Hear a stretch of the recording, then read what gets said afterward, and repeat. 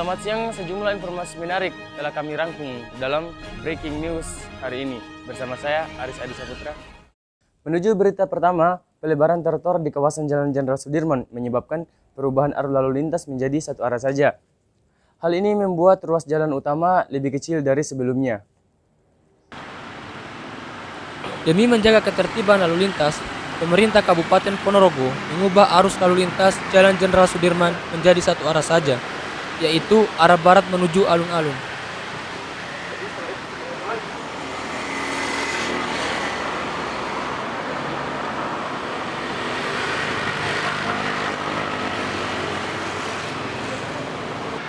Tidak hanya itu, pemerintah juga merenovasi dan memperlebar pembangunan trotoar di kawasan Jalan Jenderal Sudirman hingga alun-alun Kabupaten Ponorogo.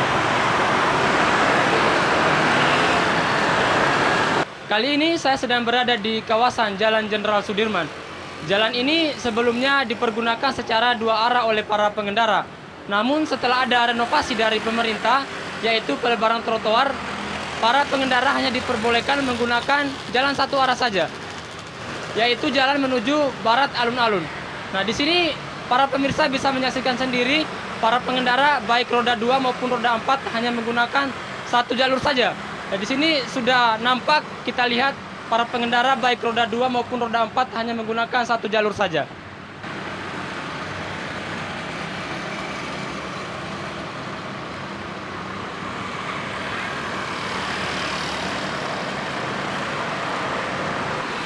Harapannya, ketika trotoar ini telah jadi dan sepenuhnya direnovasi, tempat ini bisa menjadi titik kumpul keramaian para dan seluruh masyarakat Ponorogo.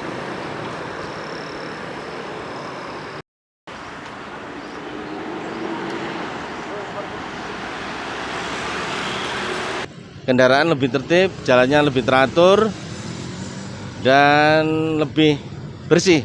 Selain itu, kalau dampak negatifnya, ruas parkirnya berkurang. Mungkin ya kadang yang parkir nggak bisa ditata teratur ya. Ini kan Pak, udah ada pelebaran trotoar ini. Iya. Jadi apakah ada kemungkinan perubahan kehidupan orang di sekitar sini akan berubah dengan perubahan kondisi seperti ini? Kalau menurut saya, perubahan dampak segi ekonomi ya, buat pedagang-pedagang kaki lima PKL itu lebih enak. Masalahnya keramaian nanti tidak terporos di satu tempat. Jadi di setiap ruas jalur yang diperbarui ini bisa buat berjualan dan juga bisa lebih ramai lagi.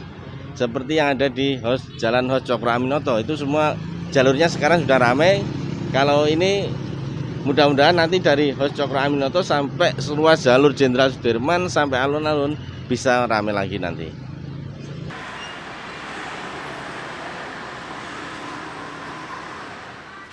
Beralih ke informasi selanjutnya, untuk mengembangkan dan melestarikan budaya reog, seorang pengusaha di Kecamatan Siman, Kabupaten Ponorogo memproduksi kaos dengan tema desain toko-toko kesenian reog. Besarnya permintaan pasar dan kurangnya tenaga penyablon membuat ia dan pegawainya kewalahan dalam memenuhi permintaan. Seorang pengusaha di Kecamatan Siman, Kabupaten Ponorogo, memproduksi kaos dengan tema desain toko-toko kesenian reog Ponorogo. Selain sebagai bisnis, hal ini merupakan usaha untuk melestarikan budaya reog dan memperkenalkan kepada masyarakat Ponorogo.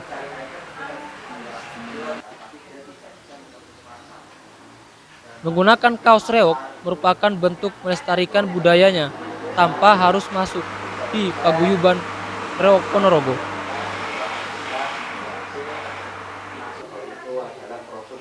Semangat Mas Ulil dalam mengembangkan reog melalui kaos terbatas di tenaga sablon kaos.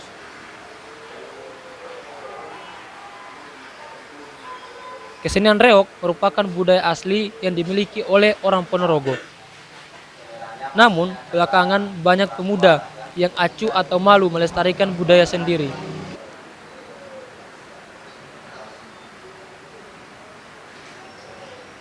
Ya, harapannya kaum muda itu mengenal apa itu reog. Sederhananya mereka bangga menggunakan atribut-atribut kaos reog yang telah kita produksi. Karena perkenalan paling mudah tentang reog itu menggunakan kaos.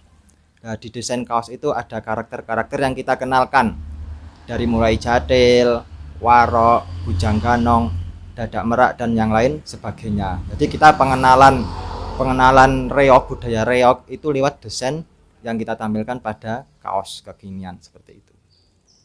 Sekarang kita beralih ke informasi ketiga. Dengan adanya Car Free Day setiap hari Minggu, penghasilan para pedagang yang ada di jalanan Surya Menggolo mengalami kenaikan yang signifikan. Hal ini jelas menguntungkan para pedagang yang ada di sekitaran jalan tersebut.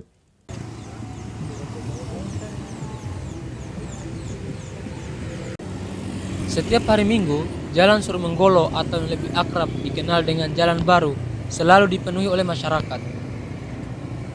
Baik yang berjalan santai, yang berolahraga atau hanya datang sekedar liburan. Kerumunan ini memberikan dampak positif kepada para pedagang. Dampak itu berupa meningkatnya jumlah pembeli, sehingga jika dibuat perbandingan antara hari Minggu dan hari-hari selain hari Minggu, keuntungannya bisa sampai 2 kali lipat.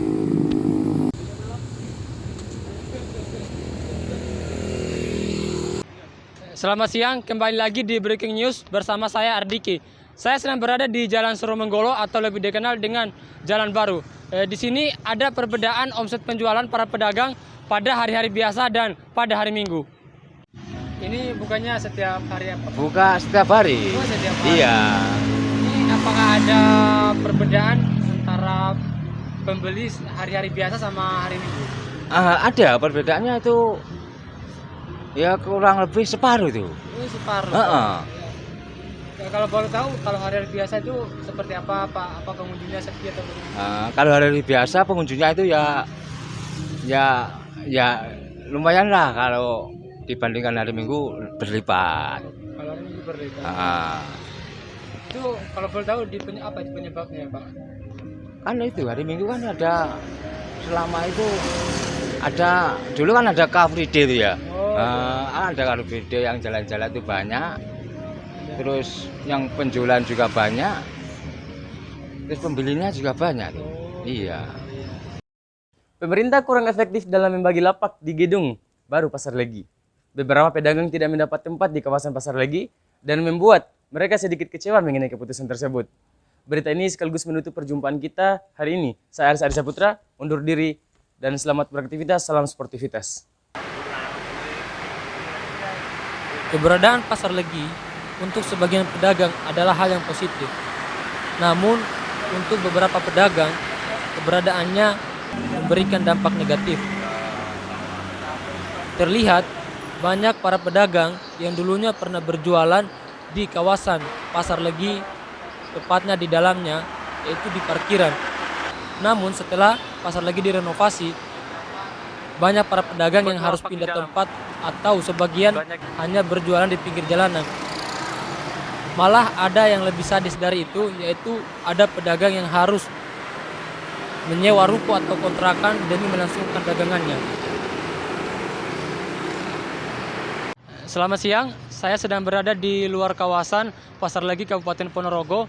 Di sini banyak pedagang yang dulunya pernah berjualan di dalam kawasan Pasar Legi Kabupaten Ponorogo, kemudian terpaksa harus keluar dan beberapanya ada yang ngontrak rumah demi melanjutkan perdagangannya dikarenakan dulu mereka berjualan di dalam, tapi kemudian setelah Pasar Legi direnovasi mereka tidak mendapatkan tempat lapak atau dikenakan pasal atau aturan zona tertentu.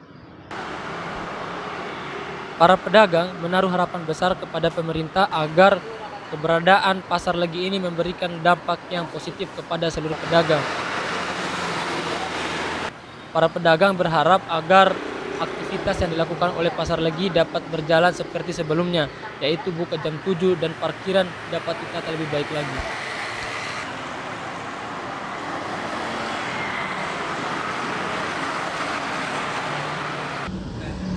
Pak, bagaimana kesannya setelah Bapak dulunya berdagang di dalam kawasan Pasar Legi dan kemudian harus pindah ke depan sini dan harus membayar kontrakan untuk melanjutkan dagangan Bapak? Iya, ya sepertinya anjuran saya, intinya aja ya. Iya, Pak. Pokoknya dikembalikan seperti semula. Tapi kalau permintaan saya ini sebetulnya terlambat, Mas. Masalahnya kan sudah dibagi semua. Jadi tidak bisa. Oh ya, intinya pokoknya seperti jualan seperti dulu. Terus apa itu bukanya pasar itu lebih pagi. Terus depan itu parkir sudah biasa kan. Dulu kan tidak boleh, lewat aja tidak boleh. Nah dulu kan saya tidak pengen ngontrak di sini, Mas. Ngontrak ya mahal. Tapi harapan dulu kan janjinya Bu Adin kan dikembalikan seperti dahulu. Ternyata kan waktu mau pindah ke Pasar Legi itu kan kena zona itu aturan baru.